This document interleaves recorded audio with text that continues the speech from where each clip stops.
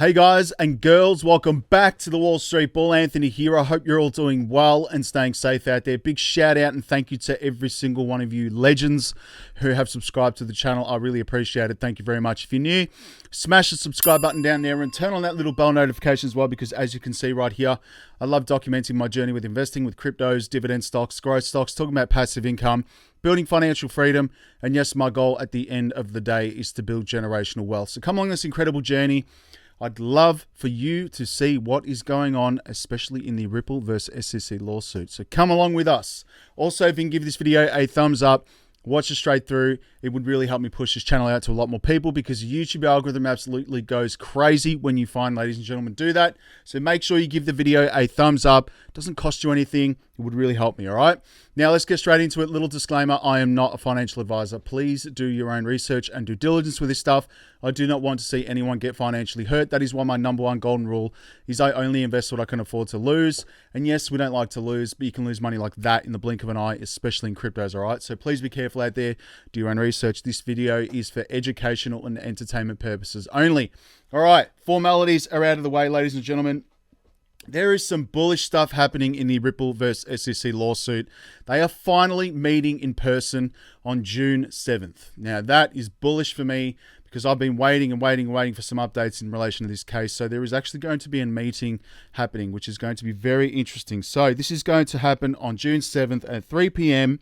to discuss the SEC's renewed assertion of attorney-client privilege right there, as to internal documents related to Hinman's June 14th of June 2018 speech, the one that we all want to know and get the inside of what these internal documents also say about XRP, which I really think that he said that XRP is not a security.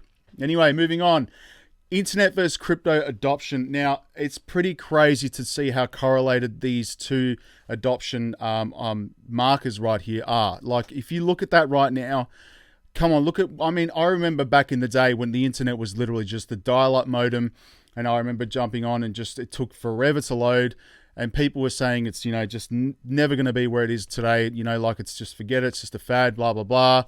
And I mean, look at it now. We all rely on it daily. It's pretty full on. So this is pretty much where crypto is. It's like literally correlated together. So you can see the adoption in 2022 is just going up to cryptos as well as the internet, clearly, because we all need that every day. Everything's on the internet. Safest place to put your money in 2022. I asked my awesome community. Let's have a look here, guys. 39% of you have said cash, which is interesting. 37% of you have said Bitcoin, 12% have said Ethereum, 7% have said stocks, 5% have said bonds. And yes, if I go into the community comments right here, yes, XRP for me is bullish, of course, but I'm just saying, and other precious metals as well, like gold, of course, if you can store it. I mean, gold's very cumbersome. It's a pain in the butt to move around. You need a vault to store it, just saying. Unless you've got some sort of custodial vault that'll store it for you. Anyway, so cash is king still. Interesting. I was so surprised about that one. So that's pretty good as well.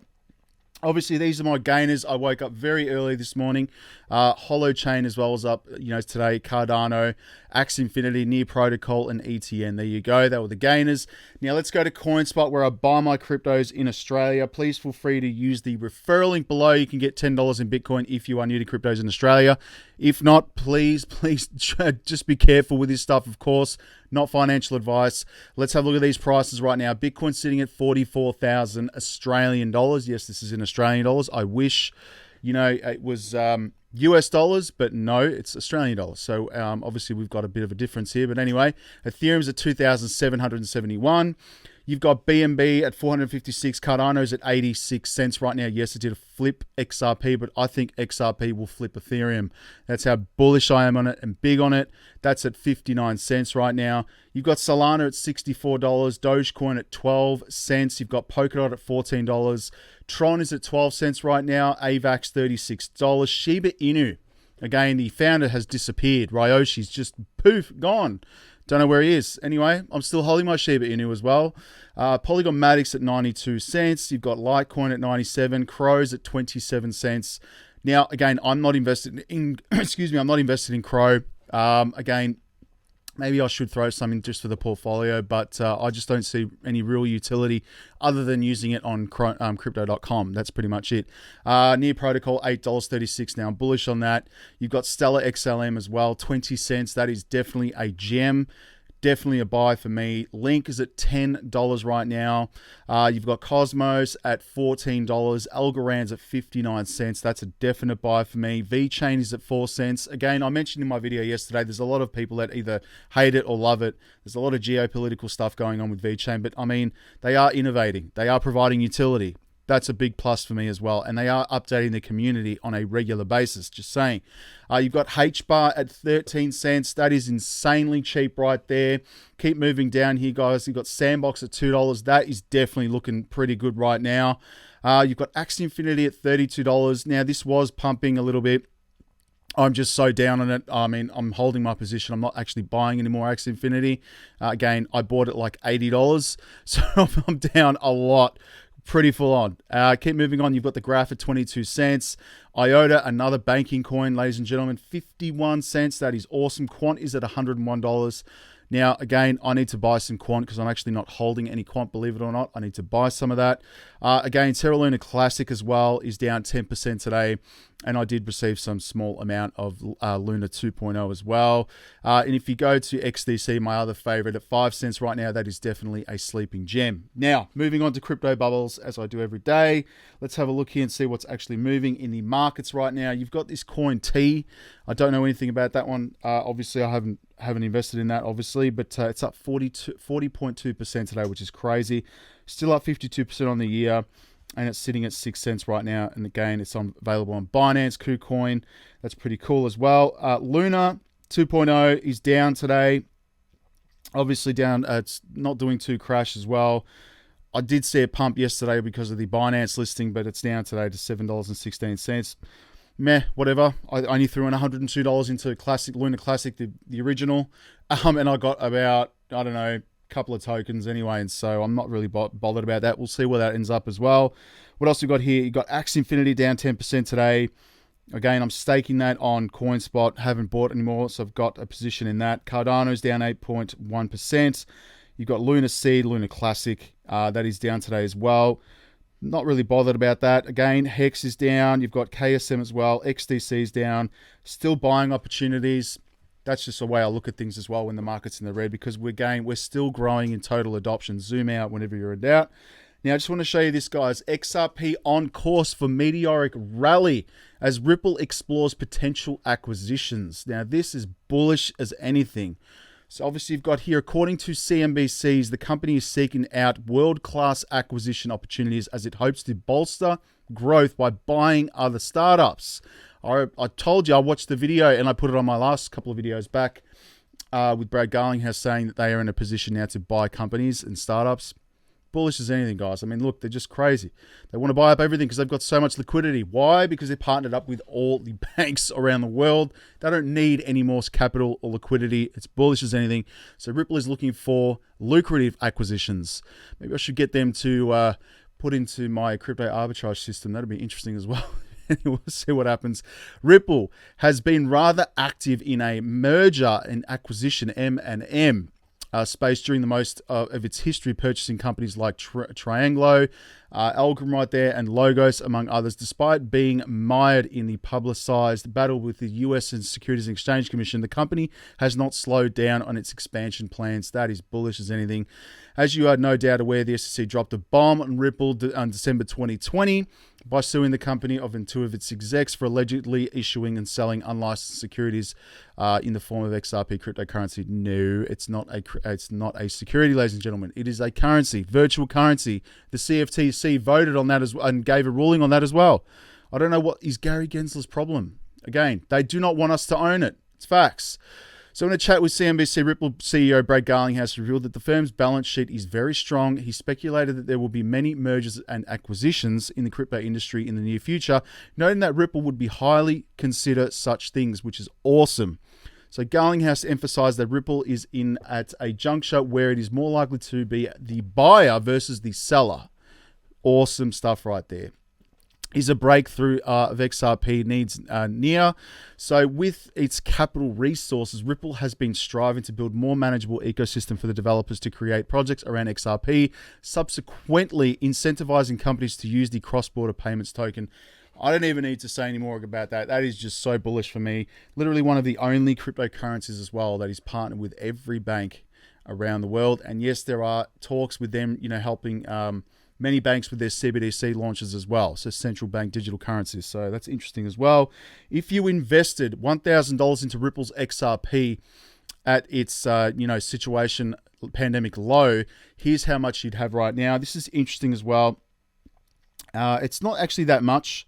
It's around about, so if you had have bought it, put in $1,000 into XRP purchased on March 13, 2020, would be worth about $2,974 today, which again, this is just the beginning. We have not seen the full utility of XRP and Ripple being used as a bridge currency, on-demand liquidity.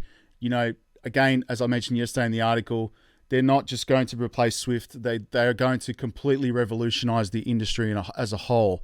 Again, they're just a messaging service. It's not just a messaging service. It is going to move funds as well. That's bullish as anything, guys. Moving on. FTX and Ripple hunting for startups to boost users. Acquisitions hit the $55 billion mark. So FTX and Ripple are looking to acquire more companies right now. Ripple CEO believes that the company is its growth stage right now. And report shows that mergers and acquisitions have surpassed the $55 billion mark in 2021. The world needs stage to discover, blah, blah. That's an ad right there. Sorry about that. So this is, again, FTX and Ripple are both going after startups. Just bullish stuff right there. Can't wait to see once this case gets settled what's going to happen with Ripple, guys. Honestly, it's just going to go parabolic. And again, if they actually win the case and they end up, launching an IPO, I'm definitely jumping into that. If some way or another, I would love to buy a piece of the company and hold that long term, because if they're doing what they're doing now, even regardless of this case going on, imagine what the company is going to be like once there's clarity in the market. It's just going to be a beautiful thing. It's going to be absolute bliss. Anyway, Fireblocks appoints former Bank of England head as director of CBDC. Now, this is interesting as well. So the cryptocurrency custodian has officially appointed the former top executive at the Bank of England to serve as its corporate strategy team, So Viran Paul, former head of fintech at the Bank of England right now, has accepted the role of central bank digital currency and market infrastructure director at the digital asset and security company Fireblocks. Again, Bank of England, guys, former investors of Ripple as well, very big in the Digital Pound Foundation, and this is Fireblocks right here as well. Just saying, remove the complexity of working with digital assets. So thousands of crypto, Web3, digital asset business use Fireblocks to software and APIs to custody, manage treasury operations right now, access to DeFi, mint and burn tokens, and manage their digital asset operations. So that's bullish as well. Former head of Bank of England. Cryptos are not going anywhere. Just saying, ladies and gentlemen, it is not going anywhere. Have a look at this. 1,200 of the largest institutional players leverage Fireblocks. There you go. Now, moving on to Twitter. Let's have a look here, ladies and gentlemen. You've got here Digital Asset Investor. Thank you for this video. Now, have a look at this well-deserved mutiny right here. You can say you're here to protect investors all you want, but people aren't stupid. And apparently the good people at the SEC aren't buying the BS any longer. Everyone's leaving the SEC, just putting it out there because of probably Gensler's, steel thumb or fist or whatever you want to call it. I don't know. He's gone mad with power, this guy, like a king and queen back in the day, just absolutely bonkers with power. Have a listen to this. Jennifer Lite, Associate Director of Enforcement, and, demanding, unflinching, his workload. I mean, he's doing everything from cracking down on crypto to ESG to you name it. This has a very expansive regulatory agenda that this is leading to massive amounts of departures, even more so than in the past. We understand that 3 left today. We should point out that, so these are 3 pretty senior people. Christina Littman, head of the cyber unit. That's pretty big within the enforcement division. Jennifer Lite, Associate Director of Enforcement, and Adam Adderton, Co-Chief of Asset Management Enforcement. Again, for we understand, more than a dozen have departed since Gensler's appointment. And I'll tell you, I've covered SEC chiefs for years. I've seen really demanding ones. I've covered Arthur Levitt. I covered even Richard Breeden back. Shows you how old I am. Harvey Pitt. Harvey Pitt. Chris Cox. Chris Cox. You just did not see this level of turnover, this level of, I don't want to work for this guy. And it's not just the top. It's pervasive. Again, he's got massive problems with the SEC union. You know, they're rebelling over all sorts of stuff involving their workload. Now he's got issues with people that are, you know, the core people at the SEC, these staff attorneys who are leaving left and right. The latest three we just pointed out. And again, you got to ask yourself, why under him and not under Jay Clayton? Why under him and not Mary Jo White was no wimp. Remember, she was the SEC chief under Obama. Anyway, I'm not going to play it all. It's just facts right there. The guy's crazy. Facts right there. He's gone mad with power, and a lot of people can't tolerate the BS. And that's why they're leaving right now. And again, this is bullish as anything right here. And I wanted to show you this. And again, nothing like a good old-fashioned in-person hearing to get the blood moving. June 7th, game on. So that you can see here, guys, James K. Phelan, conference scheduled for Tuesday, June 7th, 2022 at 3 p.m. to discuss the SEC's renewed assertion of attorney-client privilege as to the internal documents related to Hinman's June 14, 2018 speech. This is going to be very interesting as well. No call-in information was listed right here. So if you're in the US, if you can dial into this, please do, because I'll probably be asleep. It'll probably be like 3 or 4 in the morning when this happens, which is annoying.